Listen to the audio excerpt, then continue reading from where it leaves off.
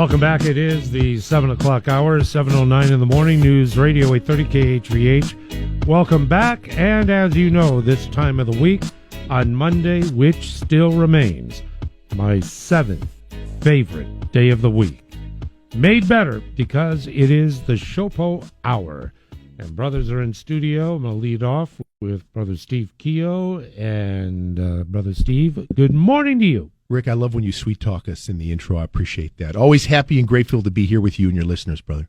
I'm going to sing it like Lou Rawls for you the next time we get together. All right. You'll never find Steve KEOGH on the line. I have no idea where that came from. Brother Nick, good morning to you. Good morning, and thanks for having us back again. How's your week been? Oh, just fine, thank you. Good. We have a lot to cover today, and we'll get caught up on this past week. Brother Steve, we have a good man in studio. Would you like to introduce, please? We absolutely do. Filling in for Mark while he's on holiday, we were able to bring with us Brother Mike Kiakhina. Mike Kiakhina has been a business agent of SHOPO now for going on about a year. Prior to him jumping on board with us, he's with Honolulu PD for 36 years of service with Honolulu PD. The last 13 years, he was a patrol sergeant working out of the Kapolei District. And we're happy to have him with us this morning with you and your listeners, Rick. Brother Mike, we wish you a good morning. Good morning, Rick. Thanks for having me. It's an honor to be here. Would you like to expand a little bit on Steve's introduction, a little bit more about yourself and what led you to a great career as HPD? Yeah, so before we get into that, I just wanted to say something that, it really affected me last week, and that was the passing of Chief Lee Donahue last week, Sunday. To me, he was one of the greatest chiefs that, HPD ever had. He had a huge impact on my career when I became a police officer. And, to me, he was a GOAT. He was a GOAT, man, one of one. That guy was his passion for the department, his men and women of the department, and also, this whole entire island that we get the honor to serve. But I just wanted to express my deepest condolences to the family. So thank you. Absolutely. We appreciate it very much indeed. Would you mind sharing? Yeah. So, man, I had a very colorful career. Nick, jump in at any moment. I'm standing by. Yeah, so I like to expound a little on Steve saying that I used SHOPO services a lot during my career, and I was honored, just before I retired last year, SHOPO President Bobby Cavaco had reached out to me, and asked me if I would consider, becoming a business agent for, HPD, and one of our other business agents, Dave Fomai, was leaving, so, he's, pretty big shoes to fill, and I've been in for about 9 months, and man, I gotta tell you, I love the job. I get to help brother and sister officers in the department that are going through, disciplinary situations for the department, and man, I'm honored. The guys that I work with, Tony Souza, Travis Kohatsu, Walt Govea, also Eric, and Kimo Smith is our SHOPO director. I learned so much from those guys, being in this position that I am right now, and I can call on my experiences for 36 years of me being in the department to help me, to better serve the men and women of the department when they're going through, like I said, these disciplinary challenges. So. Without getting into detail on my colorful career, it's it's a special place to be at SHOPO. So. Something tells me I would have to have my finger on the You wouldn't have time. There wouldn't be button. enough time for me, Rick. And Brother Nick, thank you for that very much, Brother Mike. And Nick, can you give us the job description briefly of what a business agent is responsible for? Sure. So that in itself would take a lot of time to describe, but I think the most basic thing is that, a business agent is essentially an advocate for a police officer who's in a situation where they need some type of labor representation. Our biggest responsibility to our membership is to make sure that all 57 articles of our contract are interpreted correctly by the Honolulu Police Department and by the outside agencies, Maui, Kauai, and the Big Island. And that, if somebody does require our services for Article 12, which is, internal investigations, and then Article 13, which is a disciplinary action, that we have somebody there to take them in hand and to make sure that the disciplinary action that is being taken against them is fair and just and correct. It's not overbearing. And also that any internal investigation performed against a member is done within the correct set of parameters and done correctly. That's one of the many responsibilities that a business agent has.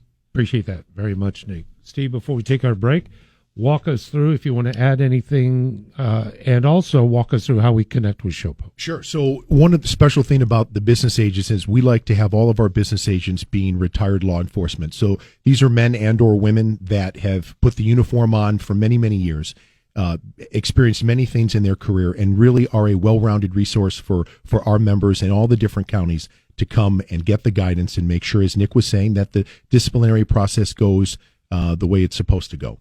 As far as contacting us, we're always happy to have visitors. Please visit us at shopohawaii.org. From that platform, you'd be able to find us on Facebook, Instagram, and Twitter. We're going to be back in just a moment. Delighted that you're with us here on the SHOPO Hour. Telephone number 521-8383. We're going to go. Welcome back. It is the SHOPO Hour, and the brothers are in studio, Steve, Nick, and welcoming in Mike today. And your calls at 521-8383.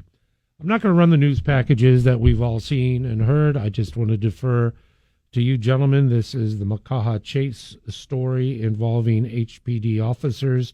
In a local report, they called it the Makaha chase and underneath cover-up. In this particular story, the latest is that a internal investigation and internal commission has established that these officers need to be fired. And my understanding is that recommendation then goes to the chief, and that's just part of the process, very small part of the process of what we're being told in the public. This particular story, start at any point, and anything you'd like to share in regard to the officer standing trial. Who would like to start? Brother Nick? So first of all, I'd like to say, this is an ongoing process and it's very fluid for us. It's difficult for us to go into specifics because obviously we have a responsibility to make sure that our members who are involved in that situation get the best possible representation they can from them. And obviously there's a criminal case involved in it as well, which makes things substantially more complicated. Obviously, the situation is going to be scrutinized, but I would say, for those on the outside trying to look in, it's difficult to paint a picture when things are being painted by sources that aren't necessarily involved directly in the situation. And by that, I mean that you can't always believe every media story that you see out there, and you can't always believe every snippet of information that's a sound bite or a video bite. Even public opinion by so-called quote-unquote experts or commenters out there that seem to carry some type of weight to passing judgment or saying this or that. It's a delicate situation, but obviously officers are involved. Obviously, I think it's being taken very seriously. I resent the word cover-up. I think that's completely incorrect for anybody to say. And it's offensive to myself, and I think it's offensive to a lot of police officers out there who go to work every day and try their best to do the right thing by the rest of the people around us in our community. There we go. Brother Mike. So myself and the rest of the business agents for SHOPO, we're representing all the officers that are involved in this unfortunate situation.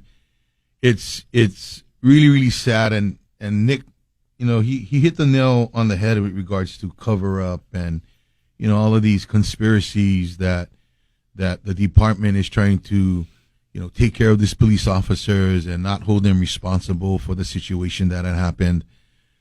But I think what the media forgets, and I think what the public forgets, is that these police officers are human beings. You know, I mean, we you know, I'm the baby of the business agents for SHOPO, and you know, when I got the case to represent, you know, 2 of the officers, you know, it's, you know, going through the whole entire process, the investigation, you know, what was being said about them. You know, it's tough. You know, it takes a toll on the business agents that have to go and, you know, experience what these officers are going through, because, you know, this process, as far as them about to be terminated, it was expected because of, you know, this whole entire situation with the media, and, you know, the unfortunate situation that happened with the kids that got injured in this incident that had happened on that unfortunate day. But, you know, we have to realize that, you know, could there have been mistakes that were made that day? You know, maybe, but that's something that, you know, we have to go through, and we have to pick apart, you know, pretty much everything and get down to the truth. And that's the main thing, is getting down to the truth of what had happened. Right now, so much speculation going on, so much of the media that is completely trashing HPD right now for what had happened on that particular day. And, you know, like I said, these officers, they have families, they have kids that got to go to schools. And, you know, when the media portrays these officers as, you know, I like to call this as, you know, they portray them as monsters, and they have no feelings about what had happened on that particular day. Completely wrong. Yeah. So these kids go to school, they get affected by, you know, the kids, their classmates, you know, their spouses got to go to work, and, oh my God, I didn't know your husband did that, or whatever it is. But, you know, let's kind of dial back that, you know, as a society, and, you know, just let us go through the process so that we can do the right thing, not only by our officers, but, you know, the public as well, and these individuals that got involved with it, that got injured. There is a contributory element that make people conclude, and that is a settlement. Yes. And the settlement with the city and the family, I believe $4.7 million, I think that was the neighborhood. Many people view that as saying, you're right, we're wrong, here's the money, and but there are 2 additional legal actions that are pending as well. Brother Steve, want to jump in? Just when you're talking about the city settling, none of us here are attorneys or lawyers, but I can tell you that the city, in some regards, is going to look at how much would it cost to fight it, how much resources would be allowed into it, and then on their side, they make a decision as to which way to go. So sometimes settling is not an admission that something was done inappropriately. It's settling that they think this is the cheapest way to navigate that situation legally. And I think that's important for everybody to remember, right? Are the officers, remind me if I'm wrong, that they had public counsel, but then they've switched to private counsel, private attorneys? I'm not certain what the implications of that means, but if the initial response was corp counsel was going to represent the officers, but then, you know, that got taken off the table, and so, you know, SHOPO has insurance for legal counseling for the officers now. So corp counsel is not representing the officers right now. So was that corp's decision or the officer's decision? Corp's decision. Corp's decision. And so the next, where are we today in the process? And maybe back up about 10 yards, the internal investigation, the process that takes place, the word commission is used internally in the news reports, and their recommendation to the chief for termination. So right now, there's always 2 types of investigation that goes on. There's a criminal side, and then there's the administrative side. Okay. Criminal side is not done yet, but administratively, the department feels that they have enough to move forward with dismissal of these officers, and that's where we're at right now. And so the role of SHOPO is obvious, representing as a business agent and many others, and SHOPO at large, now comes to the side of the officers in this process. What role do you play with the officers as this moves forward? So the business agents represents officers on the administrative side only. Mhm. With regards to the criminal side, that's taken care of by our law firms that SHOPO hires Okay. in the criminal side of a dismissal process. So right now, like I said, that's where we're at. Mm-hmm. The department feels that they do have enough to move forward with terminating these officers, and so we just got to prepare for that as far as the business agents. So as far as the criminal side, I think the prosecution has not finished their investigation, and our internal affairs side, the criminal side of internal affairs, Mm-hmm. they're not done yet as well. I'm going to turn to Steve here in a moment, and that is with 2 additional legal actions. I don't know, but if they are specifically civil actions against the officers collectively or individually, does SHOPO play a role in their defense in civil matters? If it's related to the course and scope of them being police officers at the time of the event. Yes. And Mike and Nick have done a great job. Basically, it's 2 different silos. You have the event that took place, and if we silo it, one is, was there any criminal conduct that occurred, and then 2, administratively, did these officers violate any type of HPD policies? And as Mike indicated and alluded to, the administrative side is wrapping up, and the criminal side is still ongoing. And I just want to say, Rick, you've never been afraid to ask us, top of mind questions, and we just appreciate the opportunity on the program. As I usually thank you each time. Thanks for letting us comment on this, because again, the whole purpose of the SHOPO Hour is obviously to inform, but also to give your listeners in the community a different version of kind of what's happening that they may not have been able to see in print or media. No, and that's why I applaud. Thank you so much for joining us, because I'm just curious, and the fact that we can have this exchange is very, very helpful. Brother Nick, I'm going to turn it over to you for a moment, if you don't mind. Let's put a conclusion, at least on this part of the conversation. What would you like to leave us with? Sure. So, just a period at the end of the sentence. Our business agents do a lot of different work. It's not just about internal investigations with regards to disciplinary action. Like I said earlier, there are 57 other articles in our contract. Our business agents are there to help our members, not just when they're being investigated internally, but also, when they have a dispute about whether or not they got paid the correct amount of overtime, or whether or not they were entitled to overtime for a certain shift of work that they did, whether or not there's an issue regarding them constantly being forced off for every holiday in a row, whether or not their promotion process went smooth and by the numbers the way it was supposed to. There's so many different things that our advocates do.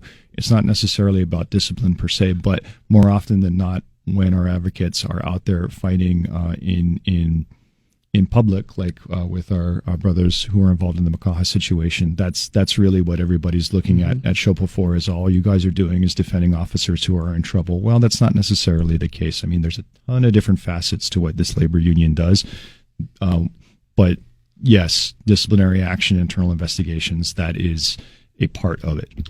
Due process is not just one side of the story. And by helping us understand a bit of the machinations behind what's transpiring, it's going to help us. So I'm definitely going to leave on this note, and I'd like to turn it over to you for a moment. This story, and it could extend to others, but on this story, how are we being misinformed, and what stands out as the main misinformation point? You mentioned, I agree, whenever you invoke cover-up, it's an inflammatory, specious argument and claim. But what should we know as the public in digesting news and media reports, and how we can achieve some balance, Nick? I think, first of all, just remember what you're seeing typically is only a few seconds of what may be several minutes or not longer of video surveillance. What you're hearing is often a very small snippet of what actually happened in the totality of the circumstance. That can be skewed by anybody. We're finding more and more that, body-worn camera footage, video surveillance, there are big interpretation problems there. There's a difference between what a individual witness or even a police officer saw and heard versus what a camera records versus what a third person can say about what they're seeing in the background, looking at something in a sterile situation from a sterile environment, and possibly, I'll just say it, from an already formed opinion in their mind. Predisposed conclusion. Yes. Gotcha. Gentlemen, thank you very much for this segment. And we'll return with more of the SHOPO Hour. It happens momentarily after this break. For front over here. Oh, we're back on. We're talking off air about some very important issues that pertain to something I can't continue talking about. But the bottom line, it is the SHOPO Hour. I'm delighted that the brothers are in studio. And your telephone calls at 521-8383. If you have any questions whatsoever, I really want to do kind of a 180, if you don't mind. And that is, can you explain the use of private vehicles while on patrol? Because this came up in a conversation with a couple of friends from the mainland, and they go, "Your police cars, are those their own vehicles?" And just, if you wouldn't mind, walk us through a bit on that entire scenario. Well, the use of subsidized vehicles for the Honolulu Police Department is it's an old program. It goes back, I think even if you watch first season of first incarnation of Hawaii Five-0 in 1968, you'll see subsidized vehicles being used all the way back then, if not older. But interestingly enough, in our contract, one of the 57 articles that we have is Article 18, which covers subsidized vehicles. Honolulu police officers who are subsidized receive one of two different pay schedules as well for their subsidized vehicles, either $562 or $600 a month supplemental to their paycheck. That money is used for the maintenance of the vehicle. The vehicle is purchased by the officer. The vehicle is insured through basic no fault through the county. Supplemental insurance is offered by SHOPO. It's one of the benefits that we have for collision or whatnot. But essentially, it's one of these, your clock starts ticking from day one when you get in the department. At a certain amount of time after you've been in, you're eligible for the program. You can elect to take it. If you choose to take it, your responsibility is essentially to purchase the vehicle off a list of approved vehicles. Once you purchase the vehicle, you can hold on to it for a finite amount of time. That's also prescribed by a supplemental agreement to the contract. And then when that time expires, you're responsible for getting another one. It's yours the entire time. You have to maintain it. Like I said, you get some money for maintaining it, and the department equips it. Are there specs that are minimum to a private vehicle? Yeah, Rick, they have specs to chassis length and width and horsepower and vehicle description. But I think it's important for the listeners to the takeaway here is, let's be real clear. Our membership is driving subsidized vehicles in certain counties because it benefits the county law enforcement that they work for. Let's make no mistake about it. The subsidized vehicle program is in play because the counties that utilize the supplemental program feel it's in their best financial interest to do it this way. In other words, here in Honolulu County, Rick, we have more officers than we have actually marked patrol cars to drive. We also have very limited parking space. So really, this was a decision, as Nick alluded to years ago, that certain counties throughout Hawaii, officers can participate in the subsidized vehicle program. And it benefits the county because, again, the officer is responsible for the maintenance of the vehicle. The officer takes the vehicle home, so they don't have to deal with parking. They don't have to deal with maintenance costs. They don't have to purchase additional fleet vehicles. So for those listeners that might be like, oh, wow, that's great for the member, I would articulate, actually, that with the cost of vehicles now pushing $60,000 for a popular motor car, the 4Runner, that realistically the stipend that our members are getting is really not enough to cover the cost of not only the payment, but really the maintenance of the vehicle. So it is something unique to Hawaii. I know the tourists get a kick out of it. Everyone knows the 4Runner. Believe it or not, there is a lengthy list that officers, as Nick alluded to, can select from. And then it's put into play. And again, the officer makes the payment, the registration is covered by the city, and the maintenance is covered by the officer. And that's a little bit more insight into the program, Rick. So is there any chance that you would have a brand new 2003 Toyota Tacoma as a private vehicle. I can tell you, not at the moment, but 2003. a lot of our members would probably jump all over the opportunity to have the Tacoma as a motor car. Right now, you can have your subsidized vehicle up to 12 years. After that, you have to get another car. 12 years is 12 the max. years. And Okay. the other thing that I wanted to touch on with what Steve had said, if we was to go to just completely fleet, that means that the city would have to pay 24/7 maintenance workers to maintain the vehicles every single day. If we didn't have the subsidized vehicle program. The other thing is that the public should know that right now, in order for you to get a subsidized vehicle as a police officer, you have to serve at least 11 years, 11 to 12 years.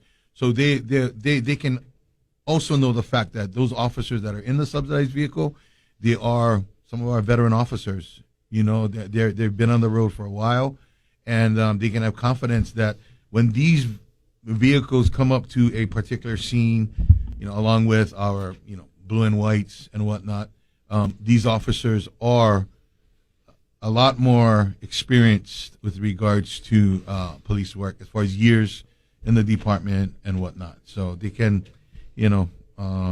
take comfort in that.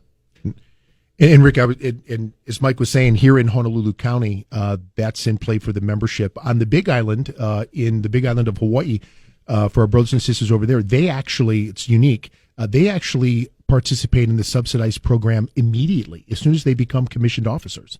And they're able to participate in that. Currently, our brothers and sisters on Maui do not have a subsidized program, but we're currently working with the administration there to possibly get that play and get it started over there. I'll tell you, thank you very much for that, because we have been curious, and that answers greatly that particular question, and we're dialed in. It is the SHOPO Hour on News Radio, 830 KHVH. I'd like to, in the few minutes before our break, there was a story that emerged that a driver, citizen, witnessed a hit and run. Citizen followed the vehicle, and reports is that the citizen assisted HPD in securing that individual. I'm not sure of the condition of the victim of the hit and run, but in the process, citizen was very helpful. Your thoughts about the reaction by citizens, but at large, advice for citizens when they encounter a crime or criminal activity, what you recommend for them? Brother Mike? Just be safe. Yeah. If you want to help, that's fantastic, because any information you can give to police officers that are arriving at the scene, 99.99% of the time, we are always there after the fact. So if we have citizens that are witnesses to that, and they can write out a statement, identify who was involved, but keep a distance, on that circumstance. That's all we want to make sure, is that our citizens who want to get involved, they want to help the police, just do it at a safe distance, but yet try to get license plate number, description as best as possible. So the more information you can give the police officer at the time they come to the scene, then they'll have a lot more information to work with, so that they can go ahead and do their job a lot better. Very nice. Nick? I think we touched base on that some weeks ago about being a good witness, what some of the things you can do are. In that particular situation that you're referring to, I think there was actually quite a length of distance between where the collision happened and where the vehicle was apprehended. Often when you call 911 as a witness to a situation, one of the many, many tasks that our dispatchers have is that they kind of have to sort through what type of instructions they're going to give you over the phone as to what to do. It's not uncommon, for example, for our dispatchers to say, do you know how to do CPR? Let me assist you over the phone and how to walk you through it, or something to that effect. If you are a witness and you're watching, you're pursuing, you want to intervene, and a dispatcher's giving you advice like, this sounds a little too hairy, just break it off or something like that, don't listen to them. Listen to them. Don't stick your neck out, is what I meant to say. Please listen to what the dispatcher has to say. Please make sure that if they're saying, you know what, if you're traveling 80 miles an hour and this car's doing 100, don't follow them anymore. Just pull off to the side. We'll send an officer to you, and so on. Tell you what, thank you for that, because we encourage folks to be involved. One of the unfortunate stereotypes is in theatrics or on the street. I don't want to be involved. Ask what, did you see anything? Did you wait? I don't want to.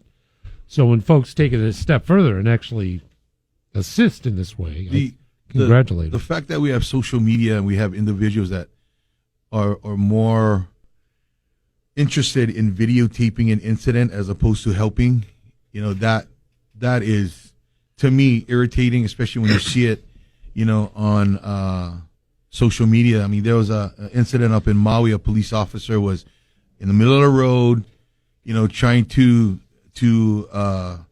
arrest this one individual, and there was a person that was videotaping like the whole entire time, and then individuals had to come and help the officer that were not videotaping, and so as you're watching this, you're going, dude, can you just put the camera down, your phone, and just go help the officer over there, you know what I mean? So, if you want to get involved, fine, but try not to be, a media person or an amateur cameraman, trying to just obtain a video so you can put it on social media just because. You know what I mean? Gotcha. Take a short break. Final one of this hour. Flying by as always, the SHOPO Hour. Good morning, Hawaii. It's already 7:52 in the morning. Or as Brother Steve would say, hey, it's 7:52 in the morning. And it is, I want to thank you very much. I know that we have various levels of intensity in our conversations, but the fact that you are here, and I'll reiterate kind of what you said, Steve, we want to know. I know there's a pall that has been cast in other cities around the country, and not deservedly so, of course.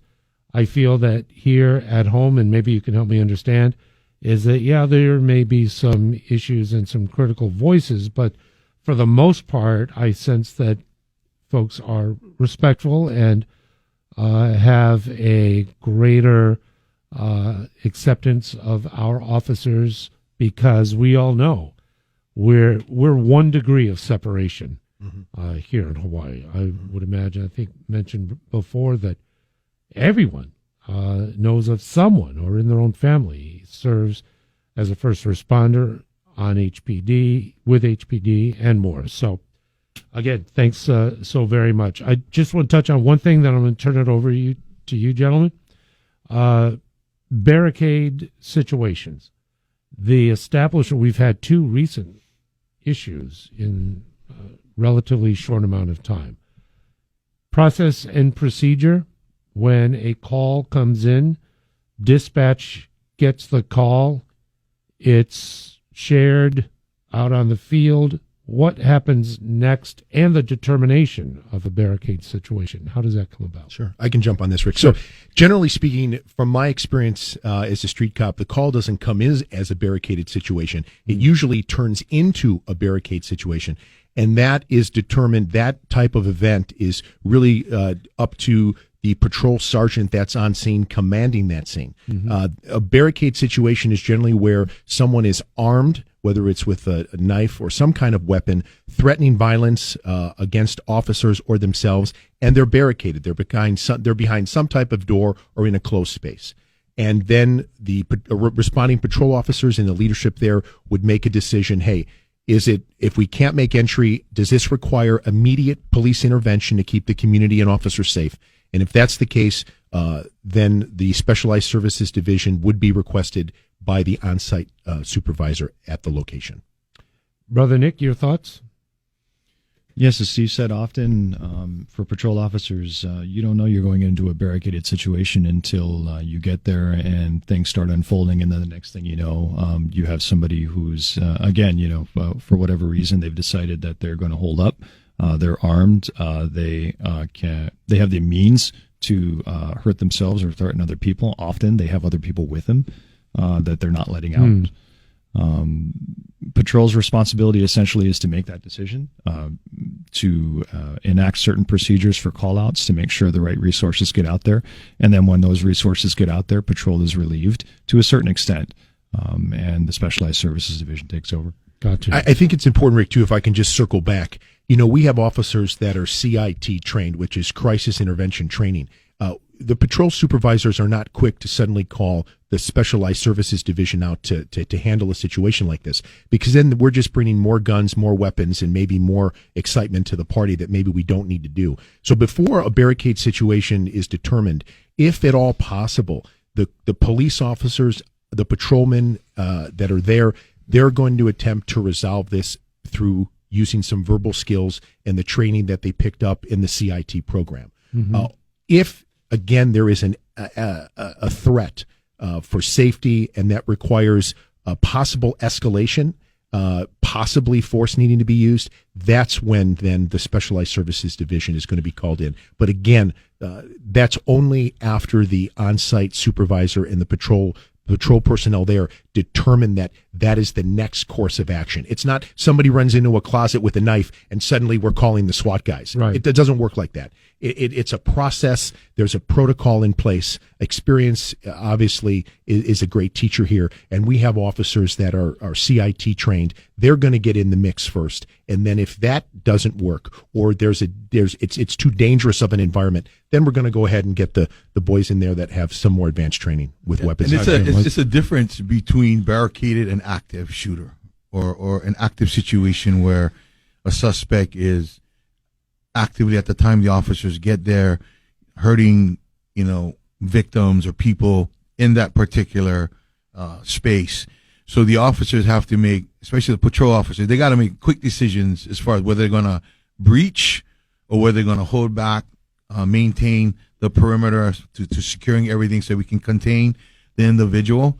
But in 1999, when we had the Columbine shooting and whatnot, that was new to law enforcement as far as, should we go in, should we hold back? But if there's something going on actively within that particular situation, after 1999, we had to get that training as far as active shooter to have patrol officers. You guys cannot wait. You guys got to go in. You guys got to immediately stop the threat.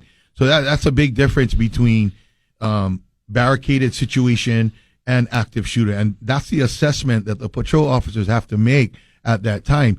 If they don't have time to call SWAT to hold perimeter and just, kind of maintain security until SWAT gets there, patrol officers, they got to go in. They have to stop that immediate threat. So, again, it's kind of an iffy situation with regards to barricade and active shooter, but that's an assessment that patrol has to make when they get there. I hope folks are empathizing, or at least putting yourselves in the position of a responding officer. Of whatever the call may be, it could be A through Z. And when there develops a situation that has great potential of violence or etc., those first responding patrol officers on the scene, I don't think anybody listening who's not an HPD officer has an understanding of exactly what that means and what you do. And for that, we'll leave it on that point. Brother Steve, Brother Nick, Brother Mike, welcome to the program. Rick, thank you so much for having me. It's an honor, like I said, to be here on your show. I just wanted to say one more thing.